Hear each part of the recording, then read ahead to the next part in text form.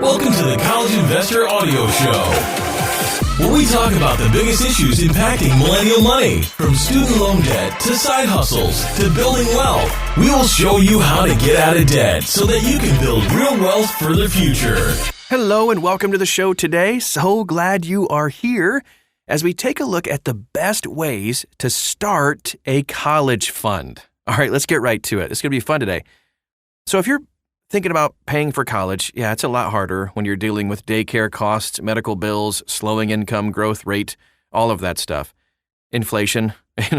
But this is why starting a college fund is a very important first step, just getting started. So today we give some tips on the best ways to open a college savings account and how to find money to put into it. And it doesn't have anything to do with money trees. I wish those existed, don't you? Okay. Here's how to open a 529 plan in your state. You can save for college in a variety of accounts. A 529 plan, which we talk extensively about in this podcast, you can find in previous episodes. You can also see all kinds of amazing articles at thecollegeinvestor.com. That's just a quick side note. But a 529 plan offers distinct advantages. 529 plans are investment accounts designed to help pay for K through 12 and higher education expenses. The accounts offer tax advantages, including tax-free growth and tax-free distributions, as long as the money is spent on a broad range of eligible expenses. Some states even offer a tax deduction when you contribute to the plan. And the good thing is, opening a 529 plan is almost as simple as opening a brokerage account. However, make sure you open the right account for your state. Some states offer tax deductions if you use the state's plan, even tax credits, which are always better than deductions. Others offer deductions no matter what plan you use. So we have a guide that gives you state-by-state details on opening an account at thecollegeinvestor.com. But in general, you really don't need much money to open a 529 plan account. If you can scrape together like $100, you should be able to get one started. The only other information you need is about your state of residence and basic information about the beneficiary. Getting the account open is a small administrative hurdle. The real challenge is getting money into the account so it can grow over time. No matter how old your child or beneficiary is, we do have suggestions for how you can save for college. Here's how to save when your kids are young. You can just start funding the account with small monthly contributions. When your child is first born, you'll probably experience a big shock to your cash flow. Been there, done that. Either your income will drop or your expenses will dramatically increase. Daycare? Hello. Finding $100 per month might not be an easy thing at this phase. So instead of worrying about a specific number, just consider automatically sending a $20 contribution to the savings account each month. That's just $10 per paycheck. At this point, you're already adjusting to a huge financial shock, so it's unlikely that the $20 a month will really make much of a difference to you. Plus, it's going to keep you in the habit of saving for the future. Deposit gifts into the 529 account. Grandparents, doting aunts and uncles, and even a few friends might give your child cash gifts for birthdays and holidays. Putting these funds directly into the 529 account boosts college savings and saves your house from a few unnecessary items. You know what I mean? Also been there, done that. Stubbed a few toes to prove it. Pay for daycare with a uPromise credit card. This is great. So a uPromise credit card is a cashback credit card that gives you a boosted rate of return if the cashback goes into a 529 plan account. The regular cashback amount is 1.25%, but it goes up to 1.529% when connected to a 529 plan. This can be an especially effective way to start saving for college if you can pay for daycare expenses using the uPromise credit card. Parents paying $15,000 per year will earn nearly $230 per year in cash back. By the time your child is in kindergarten, you'll have more than $1,000 in college savings. Please remember this. When using a credit card, pay it off completely before any interest kicks in. That is so important to be very responsible with this card. All right, now here's some tips on boosting savings during the elementary years. Childcare expenses don't just disappear during the elementary years. No way. but they should fall by at least a few $1,000s per year. This might translate to more savings opportunities. These are a few ways to boost college savings despite the multiple tugs on your wallet. Encourage your kids to put a portion of cash aside. By the time the kids are in elementary school, they might likely have some ideas of how to spend gift money. But that doesn't mean they need to spend all of it that comes into their hands. Setting aside a third of their gift money for college can help them establish a savings habit.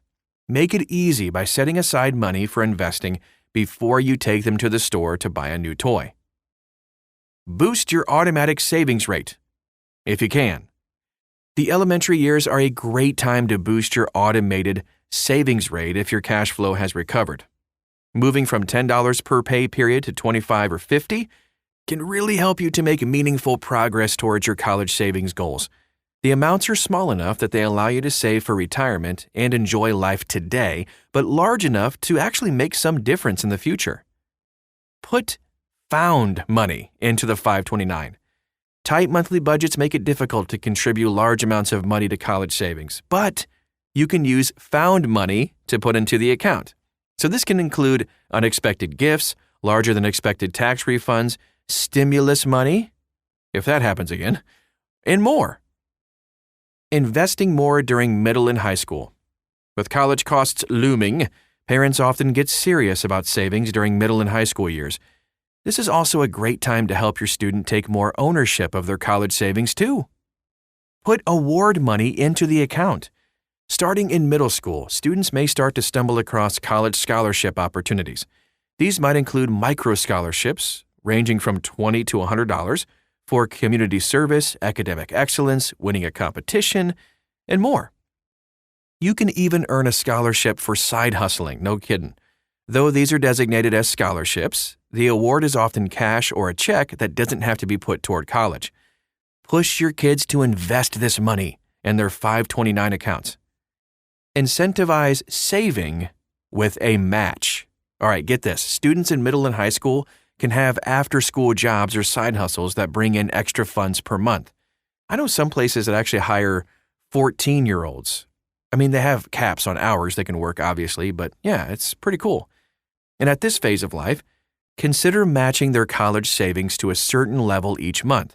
As your child starts to take an active part in their savings, they are likely to take more ownership of the entire college process, including identifying more scholarship opportunities or even considering community college to keep the costs down.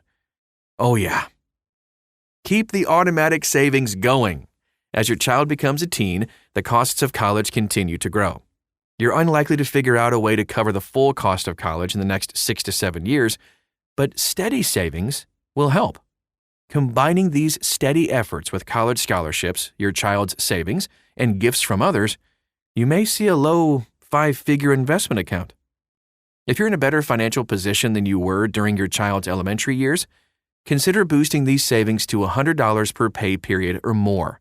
The more you save, the fewer loans your child may need. And then, adjust asset allocation as you get closer to college. As your child creeps a little bit closer to school, take a look at the 529 account and assess where you are in terms of growth. Your investing focus is going to shift from growth to maintaining the amount of money in the account. The focus will come with adjustments to your asset allocation. So during your child's high school years, a large portion of your college funds should be in cash or bonds to cut back on volatility in the market. You may want to keep some amount in stocks to facilitate some growth. After all, you should have 4 years to spend the money, so dips in the stock market actually might have time to recover. Robo-advisors like Wealthfront will adjust the allocation in your 529 plan on your behalf, but some other companies expect you to do that on your own. Okay, how will you start your college fund? Paying for college, I know, is a daunting task, but you can tackle it by starting your college fund like right now, with regular contributions from both you and your kids, no matter how small you think they may be. You might be surprised by how much you can save by the time college rolls around. And that is our show for today. I hope it was helpful to you. If you found it helpful, we'd love to hear from you. Even if you thought, well, I wish you would have included this, and I still have questions about that. Follow us on social media Ask away. We'd love to get to know you and help you along in your journey. Just find us. Search for The College Investor. Pretty much anywhere you are is where we are too. You can also check out thecollegeinvestor.com. Type in the words 529. You're going to find all kinds of amazing information on this. Thanks again for stopping by today, and we'll talk to you again real soon.